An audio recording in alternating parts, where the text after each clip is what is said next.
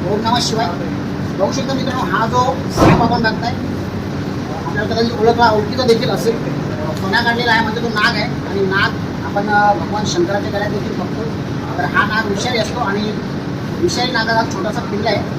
पावसाळ्यामध्ये नागाची म्हणजे बऱ्याच ठिकाणी त्यात त्यांचे पाणी वगैरे आल्यानंतर ते कुठेतरी आसरा घेतात आणि अशा वेळेला त्यांना घाबरून आपण मारतो. आणि इथं आपण बघतो की या सापाला न मारता त्यांनी सर्पमित्रांना बोलवलं आणि या सापाला वाचवण्याचा प्रयत्न केला आणि साप आपण वाचवला देखील. तर हा साप आपल्याला माऊस ट्रॅकमध्ये भेटला. वेअरहाऊसमध्ये ड्रायफ्रूट्स आहेत त्याच्याबद्दल उंदीर वगैरे येऊ शकतात, त्याच्यामुळे हा माऊस ट्रॅक देखील लागतो. तर माऊस ट्रॅकमध्ये हा साप निघाला आहे. तर देवाच्या कृपेने कोणाला तो सर्वप्रथम झालेला नाही आणि आपण हा साप सुरक्षित सोडला. साप सर्वांना बघायला भेटला ही खूप मोठी गोष्ट आहे, कारण नागपंचमीचा सण आहे आणि प्रत्येक भारतीय हा भक्तिभावाने नागाची पूजा करतात आणि त्याला पंचामृताने अंघोळ करून भगवान शंकराला